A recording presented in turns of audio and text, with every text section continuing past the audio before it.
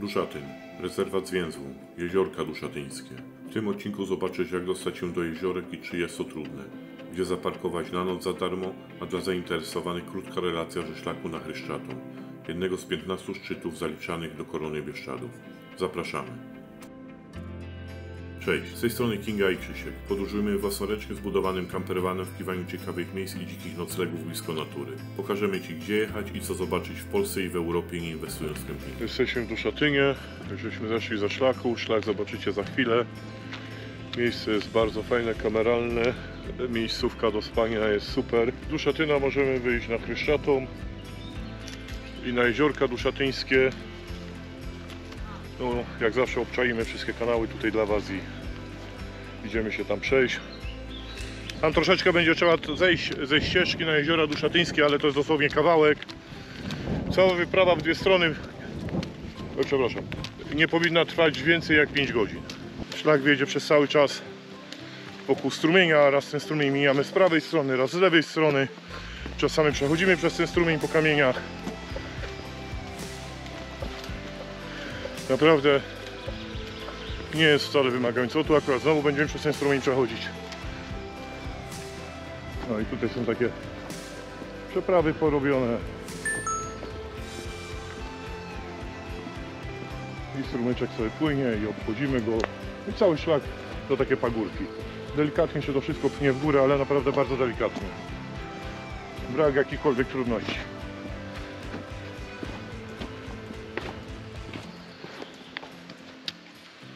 Cześć. I czołem. Cały szlak przez las prowadzi, tak więc i ochrona przed słonkiem też jest.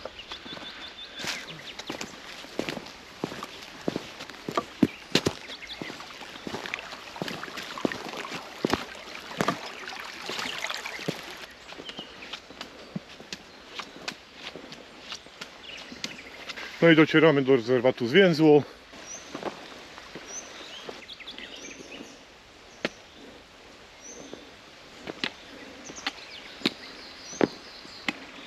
Patrzcie. I tak cały czas szlak prowadzi po tego strumyczka. No i mamy pierwsze jeziorko.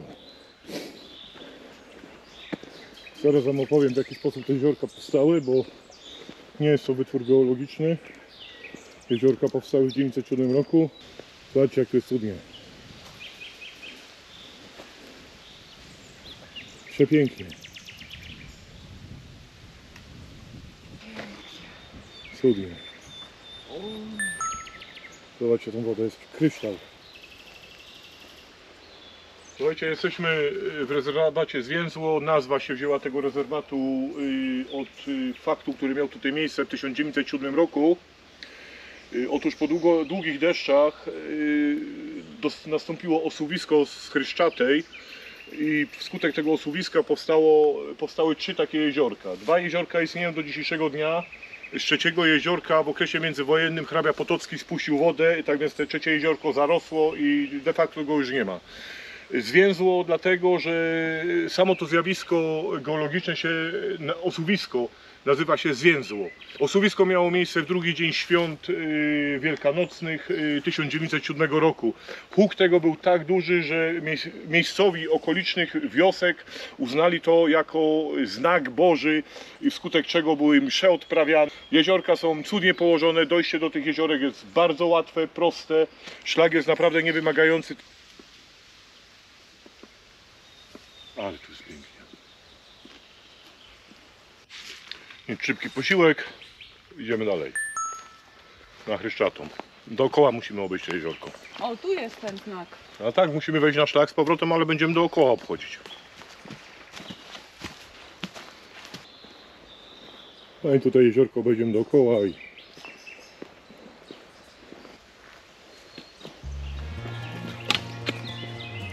szlak jest wspaniale oznakowany. Zresztą wszystkie szlaki w Bieszczadach są super oznakowane.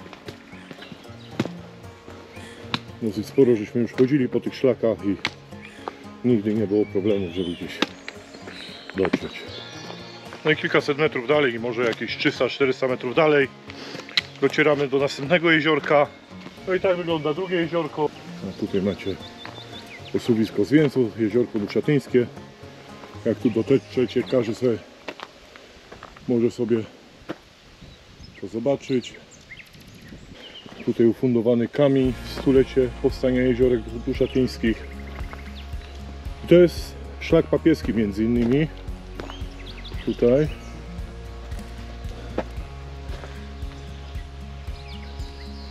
Którędy on leciał. W każdym razie szlak papieski nie ma normalnego oznaczenia, tylko jest właśnie tutaj taka na żółto taka piramida z krzyżykiem.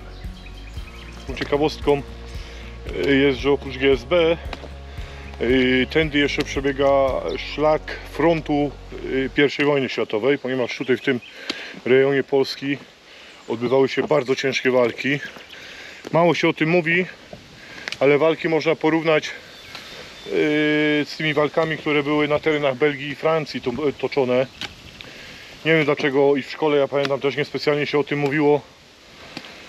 Mało tych informacji, znaczy kto szuka, kto wie, ale mało takich informacji jest jak o II wojnie światowej, gdzie ten front szedł i mało tutaj ludzi wie, że tędy też przechodził ten front z tak ciężkimi walkami. Gdzie tysiące osób tutaj, jak nie dziesiątki tysięcy, zginęły właśnie u nas w naszych Bieszczadach.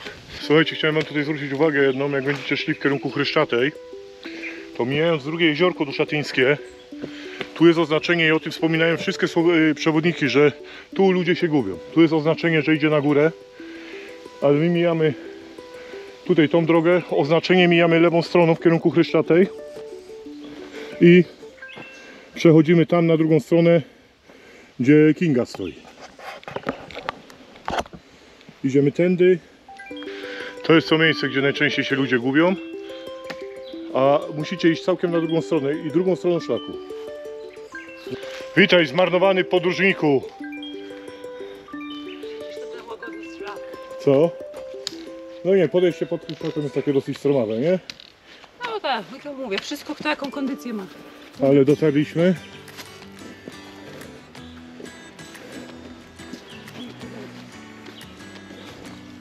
997 metrów nad poziomem morza.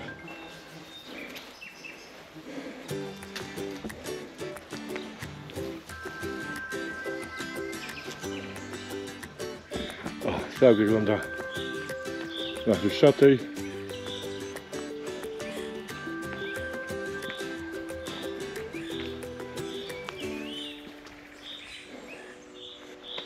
Półtora godziny do Kalnicy mamy stąd.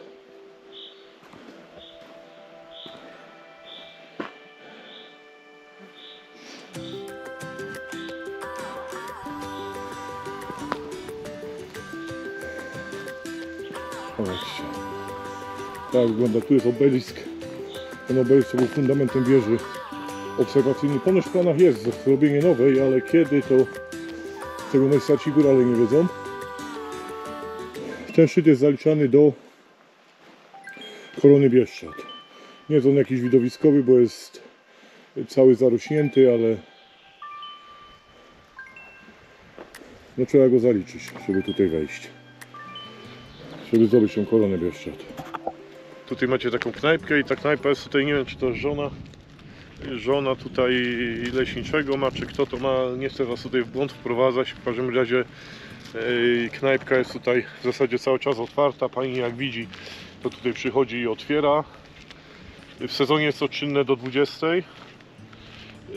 jak jest więcej ludzi, natomiast poza sezonem, jak widzicie, już jest wszystko zamknięte. Pani no dosłownie pół godziny temu wyjechała stąd. Parking bardzo przyjemny, no zobaczcie, jak ktoś lubi tego typu atrakcje takie pioniersko-harcerskie jak my, pobrudzić się, spocić dobrze, to tu będzie fajne miejsce, fajna baza wypadowa, żeby wyskoczyć stąd na Chryszczatą, ale podkreślam, że ten ostatni kawałek do Chryszczatej, jakieś 2 km, 1,5, no trudno mi powiedzieć, jest dosyć wymagający. Tutaj bez czarów nie ma. Tutaj leci jeszcze trasa transgraniczna rowerowa, jakbyście chcieli zobaczyć. Jak ktoś rowerkami, to też super sprawa. Tam jest szlak na jeziorka duszatyńskie, został zmieniony trochę, bo wcześniej on prowadził taką drogą, ale tam jest teraz zrywka drewna. Chociaż muszę wam powiedzieć, że piły tu chodzą przez cały czas w tych Bieszczadach. Wycinają je na potęgę. Już zwracałem wam uwagę w ubiegłym roku, że Bieszczady są wycinane na potęgę i jak tak będzie dalej, to za 5-6 lat to tutaj nie będziemy mieli do czego przyjeżdżać, bo te lasy zostaną wycięte w pień. Księstwo Dusza, się nazywa knajpka. Naprawdę warto wejść tutaj. Rozmawiałem tutaj z tą panią, no to mówi, że na razie jeszcze sezonu nie ma, tutaj mało co ludzi jest. Na całym szlaku przez cały dzień 15 km na szlaku byliśmy, taki rozruchowy. Przez cały dzień spotkaliśmy 6 osób, to różnica jest kolosalna, bo Rawki czy o Ternicy już nie wspominam, ale Rawki czy Bukowe Berdo, no to tam to się przewijają tysiące ludzi dziennie. Ale tutaj tak jest bardzo cicho, spokojnie i tutaj zresztą zobaczcie, jak parkujemy jeszcze raz. Już tu jest dojście do rzeczki, zresztą też przez te krzaki, tam z tyłu, z tych krzakach będziecie widzieć, to jest już dojście do rzeki. Wody jest tak mało, że naprawdę tutaj musiało nie padać i to któryś tydzień musiało nie padać, bo rzeki są prawie wysuszone.